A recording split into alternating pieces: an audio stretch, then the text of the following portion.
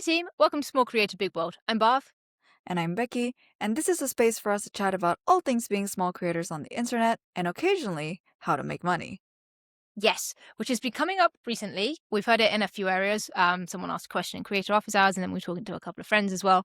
So basically, I think we want to take it back a step because the question we've had is like, how do you find clients? Yeah, the way to get a job, as we've sort of like highlighted in our previous episode, is just to like stand out in the application and all of that. From my understanding, this is not how you got a bunch of jobs. So how does one find clients? And this is just me rehashing a conversation I had with you maybe like 6 months ago.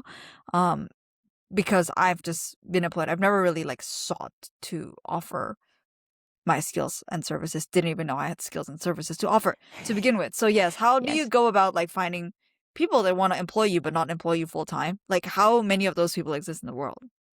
Yes. Okay. Good question. I think there are two ways of doing this.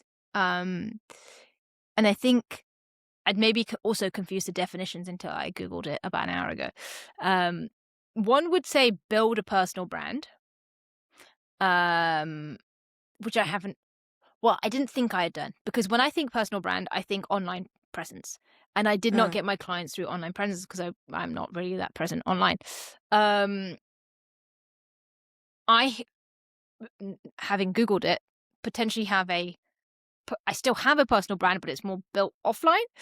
So basically, I am, and you also are in this position where,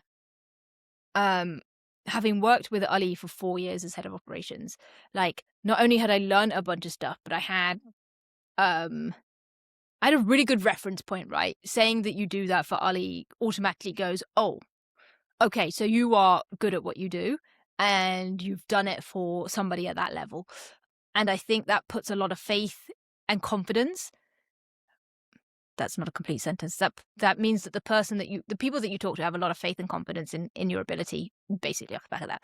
So fully understand and appreciate that I started in a very privileged position.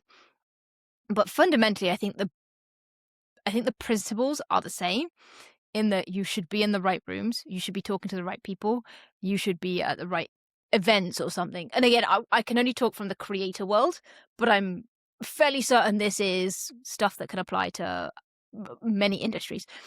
But basically, if you are, so I go to creator events, I talk to, like, I have naturally just had and built good relationships with a lot of people in this world over the last 5 years or whatever.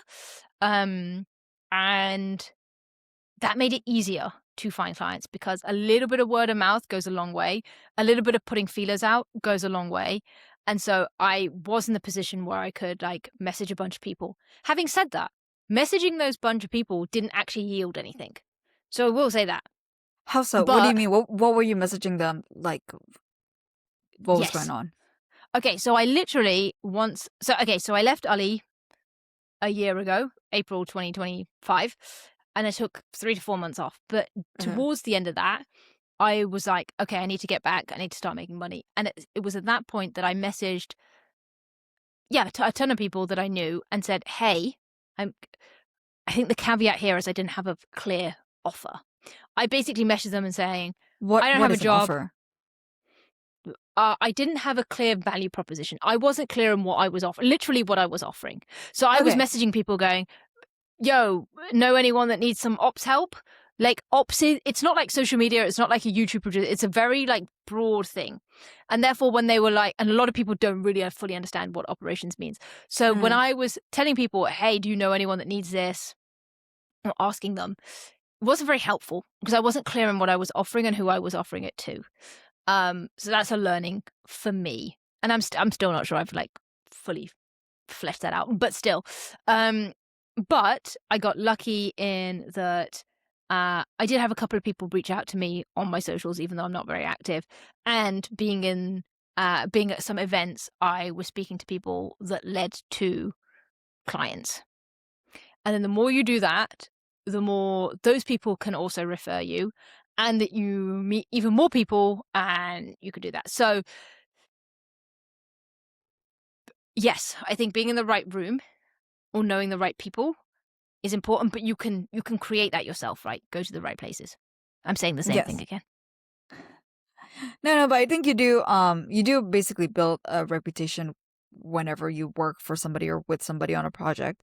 And occasionally they will chance upon an opportunity that may require like your exact skills. Like maybe for example, if you're working on, I don't know, increasing the amount of people that open your email, like specifically, I guess an email open rate is what they call it. And then if someone else is struggling with getting like good open rates, then maybe they're like, oh, I know this person, and they could very much help you out with that. So that Yes, basically is yes, like a personal brand.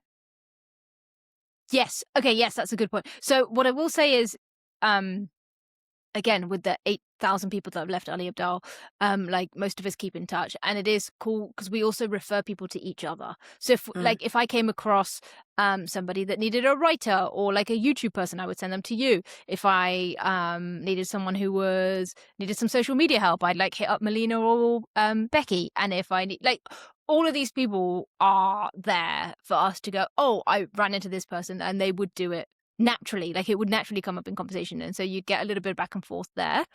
And yes, so we were googling before we started this episode personal brand because we were like, we want to talk a little bit about this and touch on it, but what exactly is a personal brand? And basically, yeah, it is very clear that there are two parts to it. So yes, you can absolutely build your personal brand online, but you can also build it offline. And I think we established that, hey, maybe I do have a personal brand, because you absolutely do have a personal brand and it's all online, and we'll get to that in a second because that's very impressive. But I'm like, well, I don't really do anything. And I keep saying, oh, I need to do more online. I need to do more online. But you very kindly were like, oh no, I think you do have a personal brand. It's just maybe offline. I was like, oh, Yeah, I remember this discussion when this happened about I guess 8 months ago, when you were like, I need to post on LinkedIn, and I just said like, no, you just need to call people and tell people you're available for work. And we had a real like, I think we had like a weeks long back and forth about this because you are very sounds about insistent right. that like LinkedIn was the way to go. And I just felt like you had already established all these networks. Like you were just telling me very naturally that, oh, you're catching up with this person, you're catching up with this person, you got to talk with this person. And I was like, oh, that is a very, very strong network. If you're just very naturally catching up with people who have businesses who are, who will need ops at some point, because a lot of Yeah. businesses would require some level of operation to be operational. Um, Correct. so that was yeah, so I was strongly I remember being very very I remember pushing back again of you posting on LinkedIn because that's not where I felt like you would get the best response rate. He's so wise, even 8 months No. ago. Just you're like, no. And Yeah, I was I've like, lost a no, wisdom but I tooth want to. since then, so less Oh wise now. no, the wisdom's gone. Wisdom's Okay, gone. wisdom's That was gone. peak Becky. Um Ugh, fair. but okay, so a personal brand, but that's okay. I know you mentioned the 8,000 people who have left the Ali Abdal multiverse, but Yes. there is also just a proper network you have with colleagues that you work with friends from school, with literally anybody you've been in touch with. Like if you went to a friend's birthday party and there was a friend of a friend, and then they were, I don't know, starting a business, or they were looking for some help with figuring out how to bring like 6 bags for their family back in Indonesia without being caught by customs. Like that kind of thing. Like there's just always these like little problems that emerge that naturally would exist in your network. It's just a matter of being attuned to them. And then whether or not that those problems match what you happen to know or your experiences or your skills. Yes. And I think there are levels of this, obviously, because like I already had, like I was very clear. Well, I wasn't that clear, but I was clearer in what I was trying to offer and what I was trying to do. Like I wasn't trying to pitch myself as a social media person or a Mm. YouTube producer or a writer or anything like that. Whereas I guess there will also be people that are starting off that are like, oh, that's what I want to do, but I don't really know Yeah, that's exactly neither of us. where I fit. Yeah. That is that is correct. But I guess for those people, it's try your hand at loads of things and talk to all of the people and just see where you can help. work for free for a little bit. Like, I don't think there's anything wrong with Mm, that, and help out and reach out. Just don't be expecting to go, and work for the top YouTubers of the world. But if that's what you want to do, or like the biggest businesses or whatever, but if that's what you want to do, there are definitely ways of doing it. You just have to reset your expectations and be okay to spend some time learning. Like I still had to learn how to freelance mm, and this world, because I was very used to Ali's world, and that is one thing. And also, like, just because that's how we ran the business with Ali, doesn't mean that everyone else is running their business like that. So that's the other thing I actually really enjoy about working with multiple clients, is that you get to see how other people run their businesses, and you get to learn so much more cool stuff. And every mm. single one is a learning experience that I can take elsewhere, and I'm still very much learning. Um, but yeah, that's that's at least how I found clients. But you, on the other hand, you are very much an online presence person. You have been building your brand for a long time. Not necessarily with this purpose in mind, but like you have Mm. naturally just done it. Should we start with a little bit of background, just in case anyone's tuning in for the first time, of like what it is you do and what you have been Yes. doing? Yes. So I guess when people say I have a personal brand, which I get that a lot, but I think what they mean is just that I have a really active social media presence, and it just so happens that the social media that I've always been like super comfortable with was LinkedIn, because I came from a corporate and a business and finance background. So I was just naturally on that social media platform, and I have been on there since like 2014. So I've just been one of those people who just add every single person that they met at a corporate event, at a networking party, at a business social. And I've just been building out that, like, I guess, connection network roster of people that I'm connected to for about 12 years now. And so when people see my numbers on LinkedIn, they're like, whoa, you're like so active there. But it's just because I've just been on it for more than a decade. And what I'm doing now is I'm currently the full-time YouTube producer for Ali Abdal, and in the past I've been a financial journalist, and I've been in-house marketing in an investment bank. And that's basically what my whole online presence has been, is just writing about the literally the articles and the posts and the writing that I was doing on behalf of a company, and now I'm just like writing about the work that I'm doing in Team Ali Abdal. And it's just a way I've always known how to show my work. I've had a situation basically in the first year of my work where I worked for a publication where we actually didn't have a byline, which means that there was no author listed underneath the article, but I needed to get more sources to talk to, and people needed to know who I am so that more people would want to talk to me to share their stories, to for them to be quoted in the media. So the only way I could let people know what was going on was that I had to post on LinkedIn about the articles that I've written. And then since then, I think it's just been like this like flywheel, because more people know me, more people want to talk to me, and then I want to know more people, and then I just keep posting about it. And then more people know that, oh, Becky's this journalist who writes about like financial technology in Hong Kong. So when I joined the Ali Abdal team, that was just naturally what I ended up doing. Was I just started sharing the work. I just started sharing what I did, what are the fun stuff, and I figured like, oh, you know what, this is YouTube. It's a lot more public than a bank. The videos are published anyway, so I just started naturally talking about like, oh, this is what went behind the scenes. This is like a behind the scenes photo, and that I think is immediately just, I guess, alerted everybody in my network that I now am behind the camera making YouTube videos for another person. Yeah. Okay. That's pretty damn cool though. Because one thing I regret from my time with Ali is not posting about it more. And not Mm, even like posting for anybody else. Honestly, I actually regret not documenting the journey fully for myself. Um, mm, but yes, I guess that would have been the prime time to build this online presence of mine, of just like literally just talking about what I was doing day to day. Um, and that's like, if you look at even like Stephen Bartlett's team, or actually other people on Ali's team as well, like the people that are around and working with these really cool people are talking about it, because why not? And then yeah, people are naturally going to come to them for yeah, whatever it is their expertise is in. yeah. And quite selfishly, I was really just writing about it because I just wanted to be able to talk to other people who are YouTube producers because there's just not a lot of those in Hong Kong. But if I reach out to these people like randomly and they didn't see that I've done anything, then I would kind of look like a scam.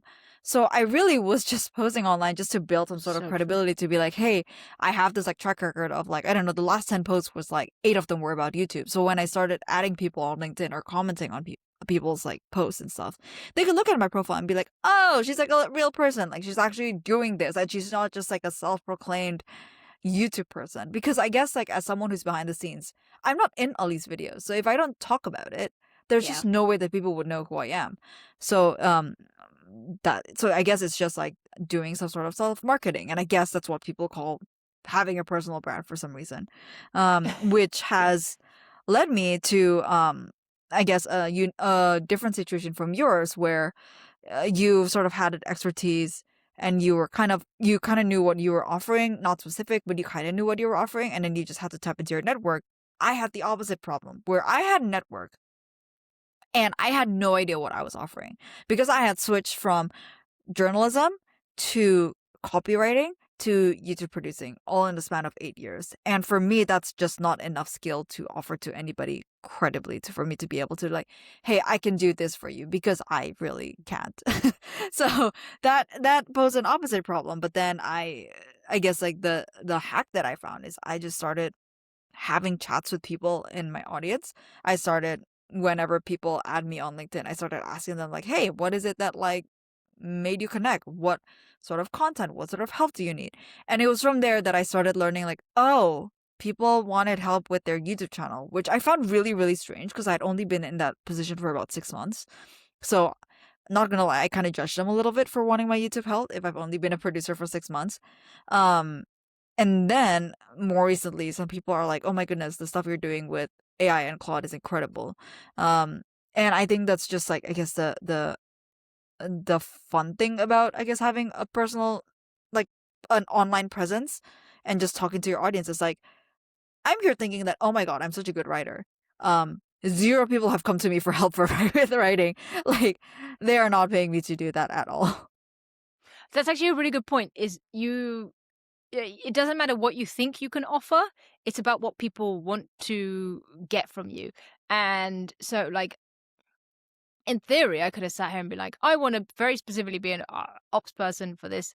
And like, there could have been no demand. They could have been like, actually, can you help me with X, Y, and Z? And that's where I had to be a bit flexible because I'm doing stuff that I wasn't necessarily doing with Ali, but because I'm like, oh yeah, I can like learn that or figure that out or, like take those principles. But yes, that's the other benefit, I guess, of posting about stuff is you also find what you enjoy posting about and creating content about and what you actually enjoy doing because like, why wouldn't you take on 5 different projects and see which one you liked?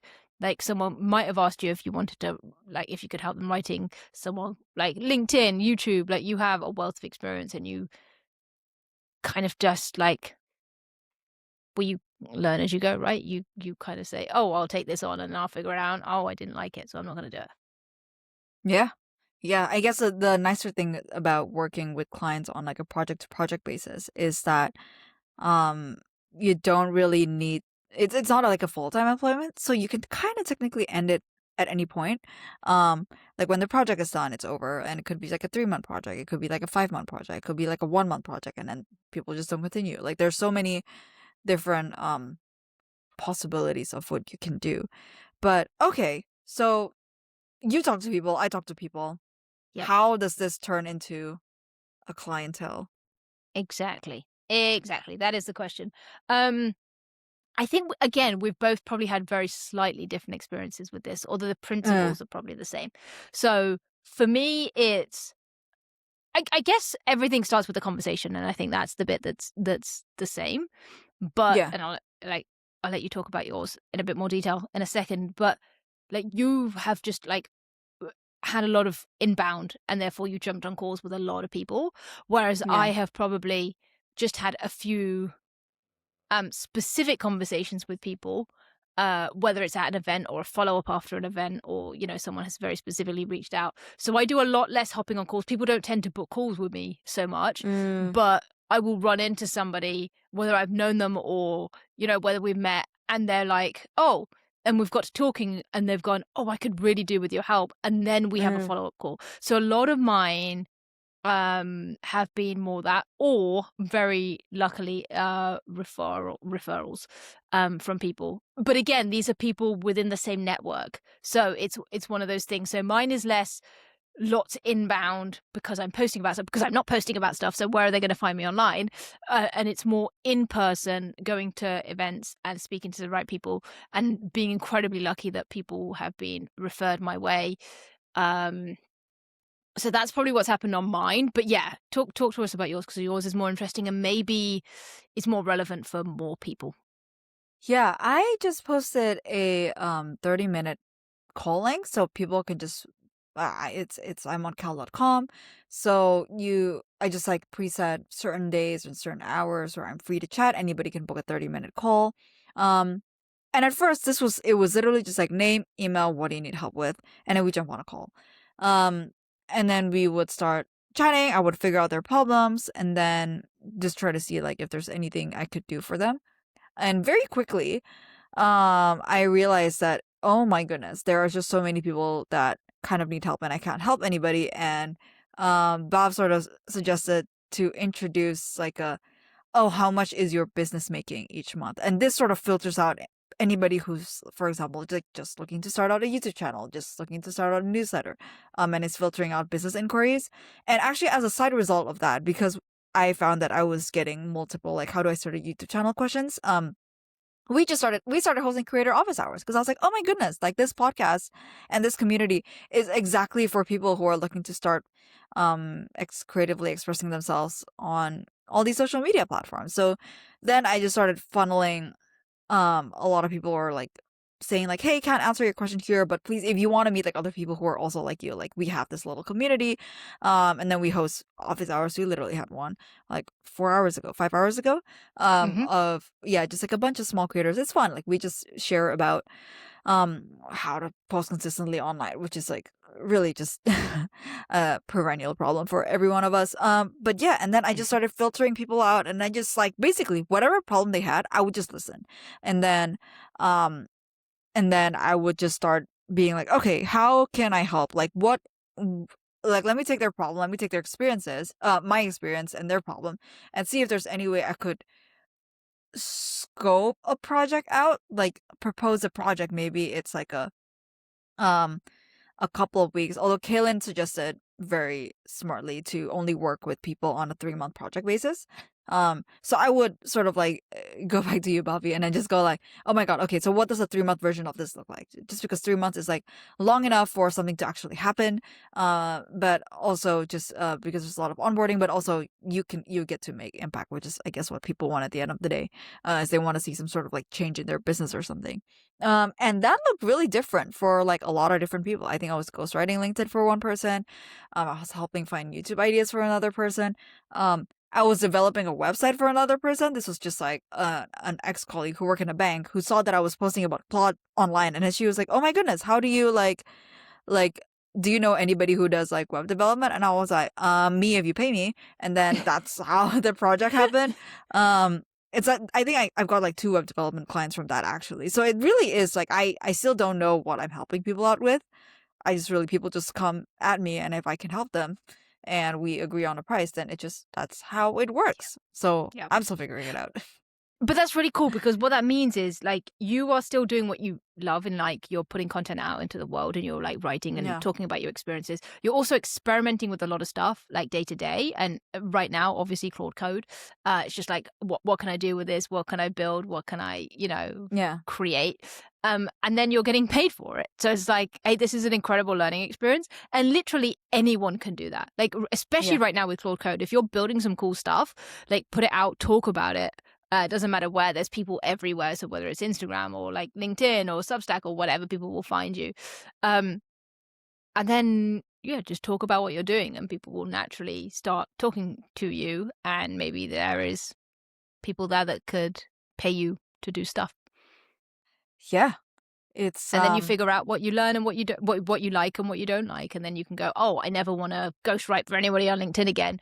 But this Claude Code stuff, cool. Like I want more projects, and then you kind of lean into it more, and then those people, if you've done a good enough job for them, will hopefully tell other people, and then there'll be referrals that way. yeah, that's pretty much how I've just been going. I've just been like guesstimating my way through things and like, doing a lot of communication with I guess my clients just to figure out like, hey, is this what you want? Is this what you had in mind? Like how can we tweak it? And I guess that like 3 month window also allows time to sort of for people to adjust to each other. Yep. Yeah. Okay. Nice. So that's the different types of personal branding, I guess, online, offline. That's how we Yeah. find clients in the first place. Um, I feel like there's something else here in this kind of world of working with people and freelancing. What are we missing? There's a lot Or of are I we guess not? there's a lot of like open questions. There's like pricing and scoping and we Mm. can delve into all of that in like another episode if people are so curious.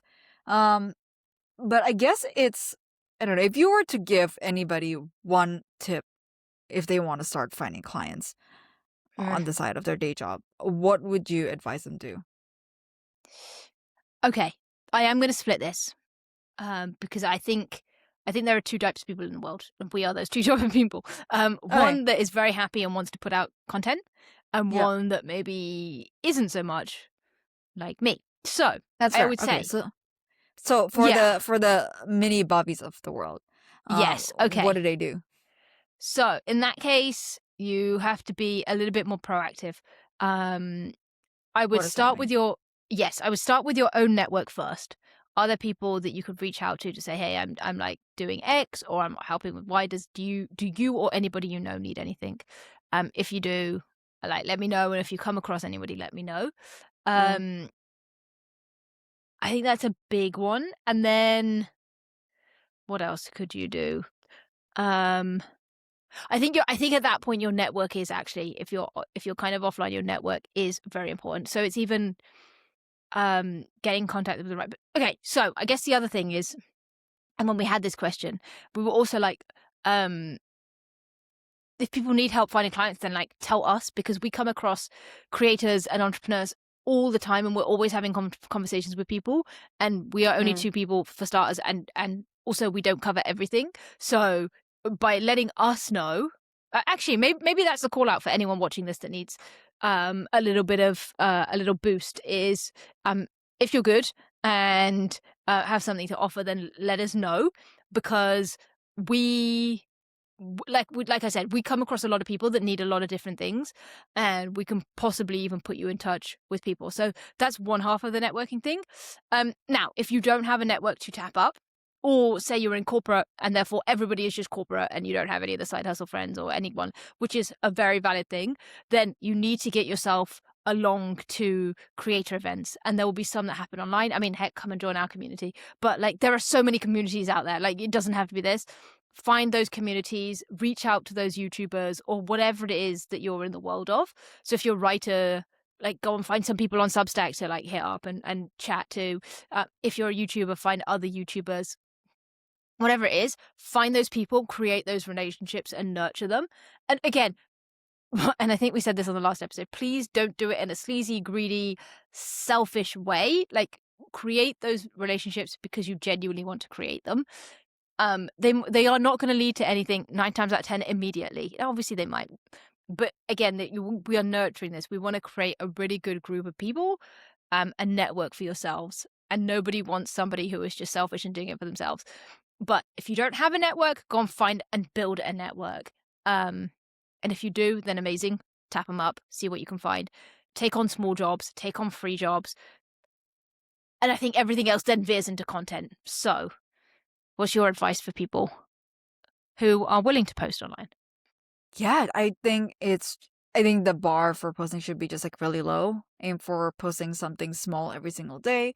Could be something that you're reading, could be something that you're tinkering with, something that you're learning, like a BTS shot of like your work. And this is as far as it's like legal, of course. When I was in a bank, I couldn't do any of that, but I'm a really, really big fan of Austin Kleon's show your work philosophy, where you don't have to show the finished product, but literally as it's in progress, or like just like the way you're thinking about it, just like the way you are approaching stuff. Like there's always these like different areas that you could um kind of figure out like where what you can say, what you could not say. So when I was in corporate, I wasn't really able to talk about my work because I was really bound by like my bank's sort of laws because there's insider trading risk. So we are not allowed to talk about like a lot of different things. But my edge was I just happened to lead my bank's like Pride LGBTQ community. So that was where I sort of like hammered out a lot of my posts every time I went to like a networking event that just happened to be like for Pride and not on behalf of my bank. Well, kind of my bank, but in that sort of context that I would just like pump out a lot of content and pump out a lot of learnings. If I went to like a charity event on behalf of like the bank, that's when I would also like post about it. So it's just finding like areas where you can kind of like just constantly be visible. And that could also be about your personal life. Like if you're learning how to cook or how to like my friend is literally posting about how she's like learning a like she got fluent in Japanese alongside having a full-time job. Like that's pretty cool and she's just posting about that online. And while she's doing it, she's hopefully like she's hoping to pick up the skill of writing on social media. And maybe this might be useful for her one day. Maybe it won't be, but she's like literally doing it and practicing and still putting in the reps as she's doing it. So post a lot. And if you're online and if you can, having that like calendar link, I think is like the number one game changer. Because once I started like having actual conversations with people who are actually reading my stuff, that's when I started to know um who is in my audience. And that's like an interesting data point because it's always like online is very much like one way, and then once you have that conversation, then it starts to feel like okay, there are people on the other side of the screen who are engaging with the content that I'm posting. What do I do with it?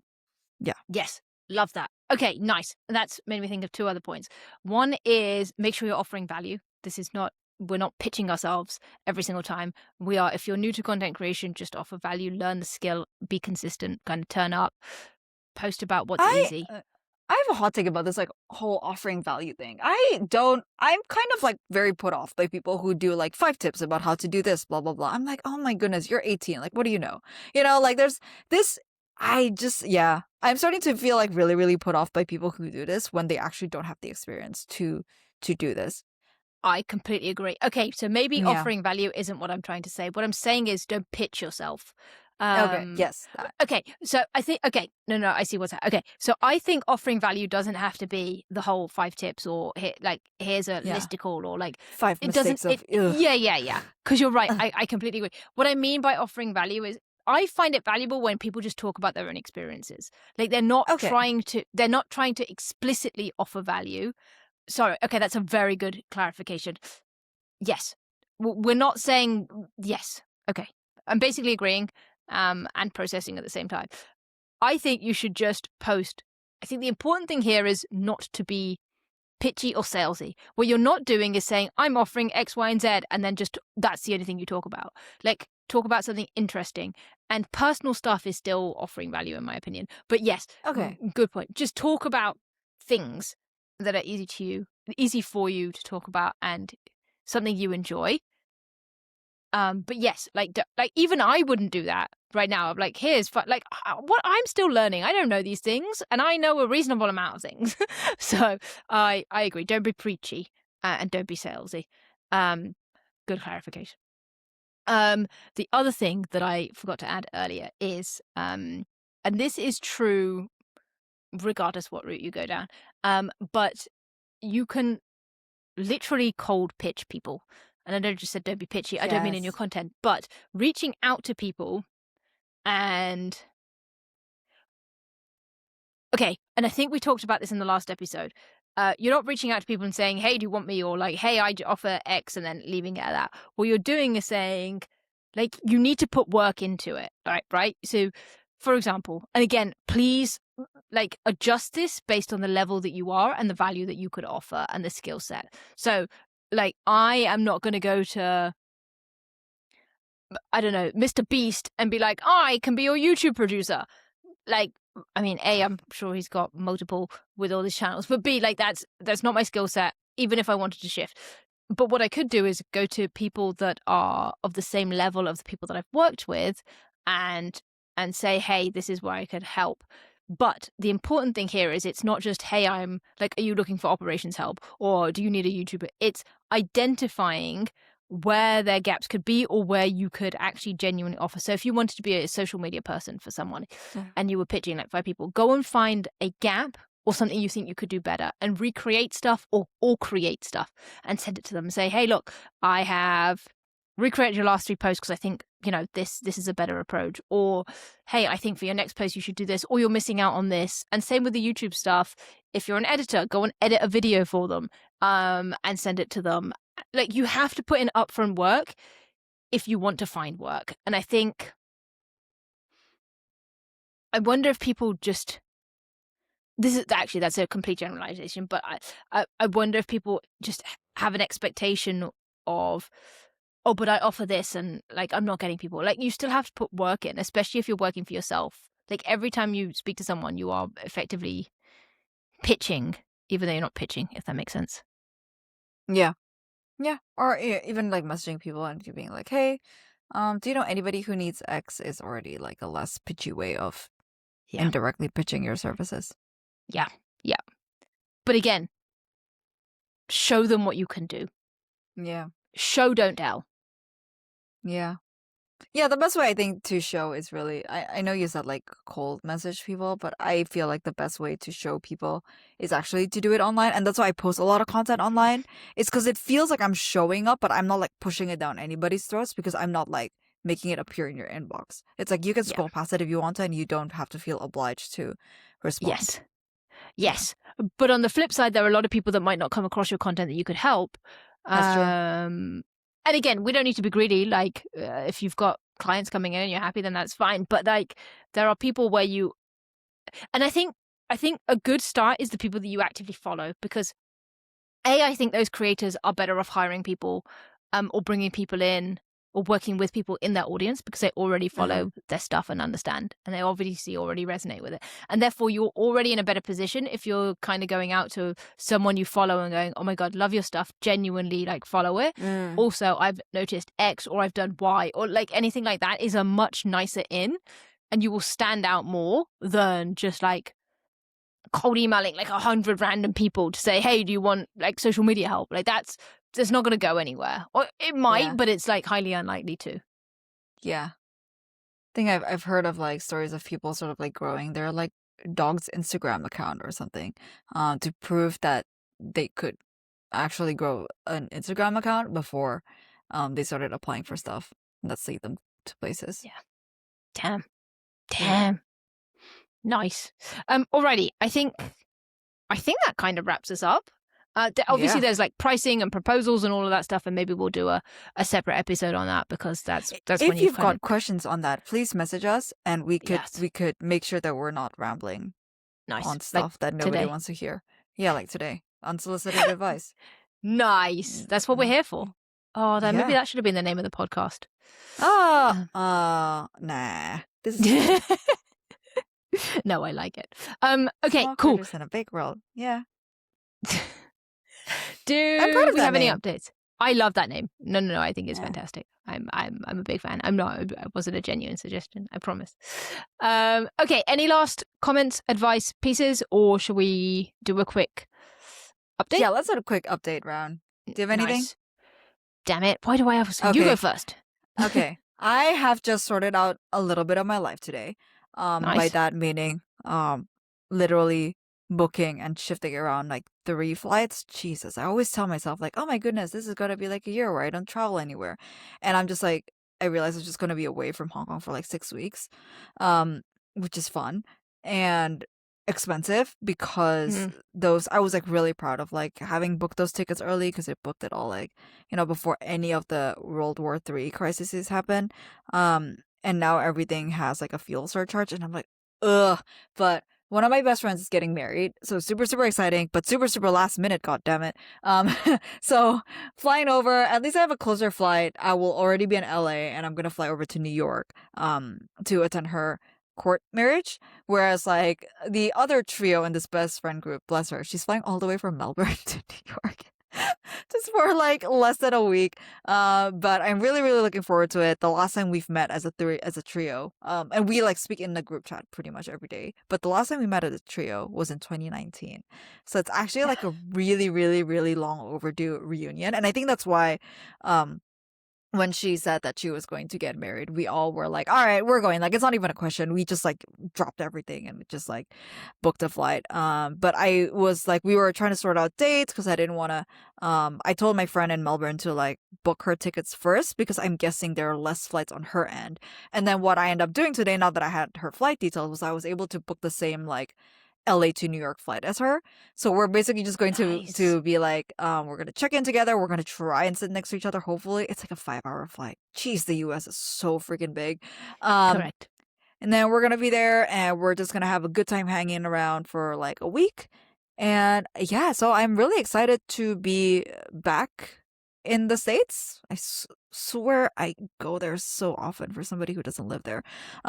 Or not even close actually. But yeah, that's my life. And then I sorted out dates to go see my parents as well. And then after that, I need to figure out what the heck to do with this flat because I think I might be packing this all up by July. But that's a future problem. So I'll figure that out later. That's my That's fair. updates. What's Wow. yours? That's an update. I don't have any updates. Yeah, you do. You went boxing today. That's barely an update. Okay, the update is what you declared to your coach and what you said you were going to be doing. I think that's an Oh update. no. Well, I Uh-huh. don't think it's an Uh-huh. update because once it's out into the Uh-huh. world, Exactly. Somebody we've needs to talked follow we've talked through. we've talked Uh-huh. about this before, and like everyone's going to be like, yeah, sure, we'll believe it when we see it. I really do want to do High Rocks. I really, really do want to do High Rocks Somebody next wants year. to be a hybrid rock star. I want. Anyway, we'll see. We'll see. Right now, Singles, right? not a chance in hell. Not a chance in hell. 100 warbles is not happening unless I have the 3 hours to do 100 warbles. You have like more than 3 hours. They literally will not stop you. Okay. Anyway, I still don't think that's the right approach. So, potential High Rocks next year. I'm not going to bore people with these updates until I actually like book it. And a little family reunion this weekend, I think, is about as exciting as it gets in my life. That's pretty Yeah, exciting. that'll be cute. I'm looking forward to it. Yeah. Yeah. Somebody's gonna Yeah. load up her film camera and snap a bunch of photos. I am. That's true. That is true. And there'll be cake, so Mhm. I'm a happy bunny. Oh, that's worth Yeah. it. Yep. Alrighty, team. I think we'll wrap it there. A little plug. Do come along to our creator office hours. Woohoo! It's fun. There's a lot of creators there. Come join us. That was a terrible pitch, but yeah, more of that fun if you come to our office hours. And also, don't forget we have a newsletter that thankfully Becky writes, not me, which is pretty cool. And we'll see you in the next one. Yeah, we'll see you in the next one. If you've got any questions, don't forget to message us. And thanks for tuning in and spending however many minutes this ends up being with us. Bye, everybody. Bye. Now go hit publish.